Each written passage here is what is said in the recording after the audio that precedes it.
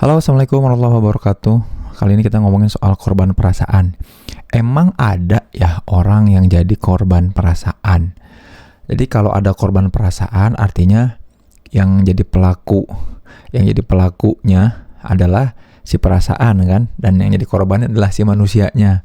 Padahal perasaan itu kan bagian dari diri kita, bagian dari kemanusiaan kita. Makanya sebetulnya kalau ditanya apakah ada orang yang jadi korban perasaan, itu sebenarnya frase yang tidak tepat ya, kata atau pengandaian yang tidak tepat.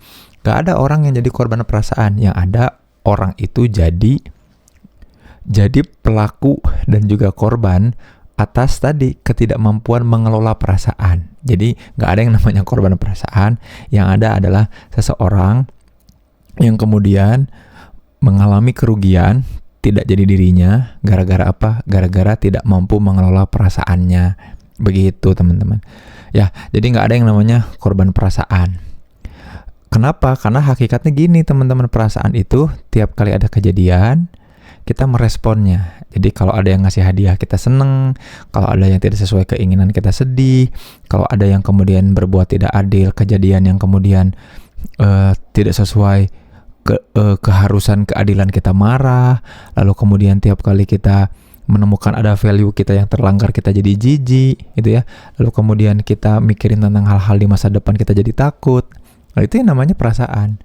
Nah, orang yang tidak mampu mengelola tadi, yang dimention tadi, tidak mampu mengelola senangnya, sedihnya, dia akan menjadi pelaku sekaligus korban dari perasaannya sendiri.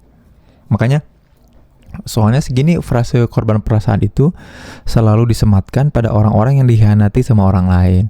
Aku jadi korban perasaan, atau baper misalkan ya, dia udah berharap sama orang, perasaan cinta sama orang, ternyata cinta itu tidak berbalas. Nah, frase itu disematkan kepada kita supaya kita bisa menyalahkan si kejadian dan perasaan atas kejadiannya. Padahal yang perlu bertanggung jawab bukan disalahkan ya, yang perlu bertanggung jawab adalah diri kita sendiri. Kita perlu bisa bertanggung jawab atas kejadian-kejadian dan perasaan yang muncul atas kejadian itu. Ya, kalau ternyata kita tidak berjodoh sama seseorang, ya gimana caranya kita move on dan recovery dari perasaan itu. Itu yang penting. Nah, makanya hal yang penting dari perasaan adalah apa coba? Mewujudkan di kenyataan. Kebanyakan pikiran tanpa pernah mewujudkan di kenyataan, kebanyakan mengendorse perasaan tanpa pernah mewujudkan di kenyataan, itu membuat orang tidak bahagia dalam hidupnya.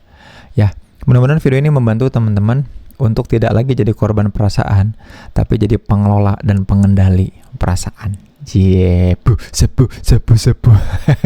Sampai jumpa di video selanjutnya ya. Assalamualaikum warahmatullahi wabarakatuh.